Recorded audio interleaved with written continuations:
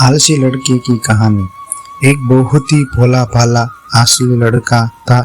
वह कोई काम नहीं करना चाहता था, बस खाना खाना, घूमता और सोते रहता था। एक दिन उसे किसने बताया कि एक आश्रम है जहाँ पर कुछ नहीं करना पड़ता है और हर दिन को समय का खाना और नाश्ता मिलता है।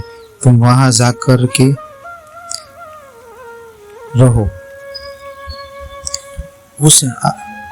उस आलसी लड़के ने सोचा कि ये तो बहुत ही बढ़िया है और वह उस आश्रम में जाकर रहने को सोचा। और फिर वह भोला भाला आलसी लड़का अपना सारा सांसारिक जीवन छोड़कर उस आश्रम में जाकर रहने लगा।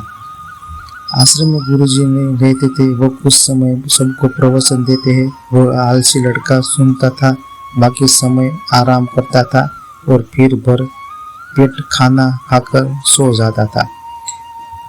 ऐसे ही उस लड़के का दिन गुजरता गया। एक दिन उस आश्रम में कुछ भी नहीं बना। नाश्ते के समय नाश्ता नहीं मिला। उसने सोचा नाश्ता नहीं मिला, भोजन तो मिलेगा। जब सोचने समय भी उसे भोजन नहीं मिला, उस लड़का दौड़ करके गुरुजी के पास आ गया और उसने पूछा कि आज भोजन क्यों नहीं बना। गुरुजी ने कहा कि बेटा आज एकादशी है और जिसने भी आश्रम के रहस्य है उसका उपवास है और तुम्हारा भी आज उपवास है। आज भोजन नहीं मिलेगा। वह लड़का आलसी था और उसे भूख भी बहुत लगता था। उसने गुरुजी से बोला कि मैं उपवास नहीं रहूँगा, मुझे भूख लगी है, मैं खाना खाऊंगा। गुरुजी ने बोला ठीक है, जाओ भंडार में से सामान लेके करके आओ और आश्रम में नहीं बाहर ले जाकर बना लो। लेकिन याद रखना, भोजन बनाने के बाद सबसे पहला भोजन भगवान को लगना और फिर तुम प्रसाद पाना। वह लड़का बोला ठीक है और फिर अनाज लेकर नदी की ओर पहुंचा। भोजन पकाने लगा, तैयार हुआ। उसके बाद कहने लगा कि भगवान श्री राम आइए, पधारिए, भोग लगाइए। जब उसे लगा कि भगवान तो आ नहीं रहे हैं, तो फिर कहने लगा कि मुझे मालूम है आप तो अच्छा खाने की आदत है, मैं मना ही पाया और मुझे अच्छा भोजन बनाने भी नहीं आता था, लेकिन जो भी रूखा सूखा बना है आकर खा लीजिए।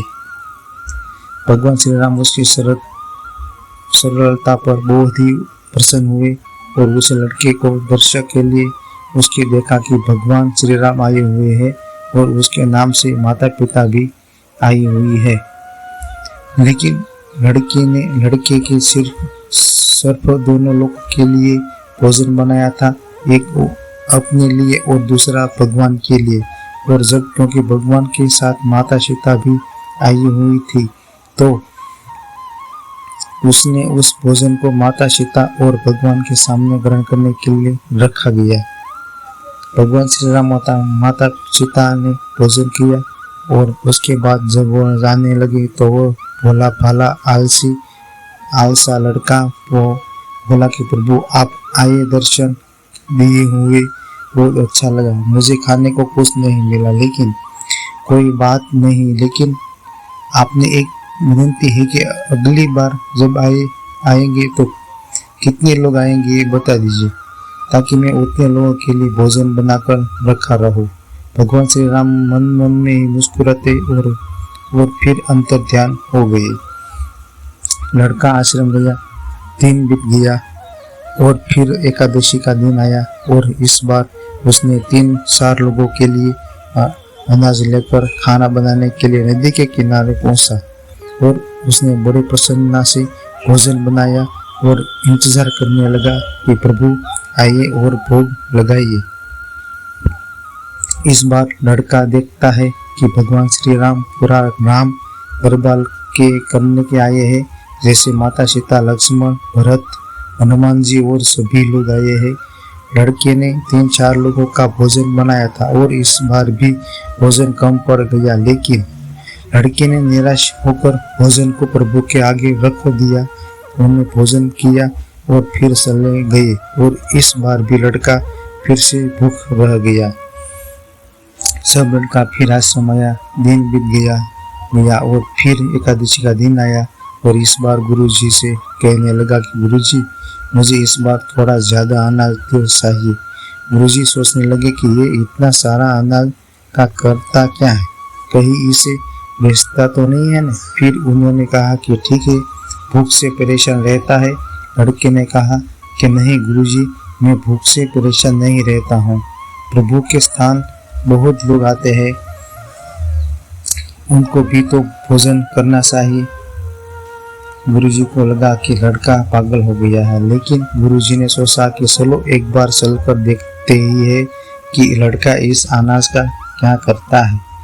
वो भोला सा लड़का अनाज लेकर नदी के किनारे पहुंचा और इस बार भोजन बनाया नहीं। उसने सोचा कि प्रभु हर बार ज्यादा लोगों को लेकर आते हैं, इस बार वो जितनी भी आएगी खुद बना करके भोग लगा ले।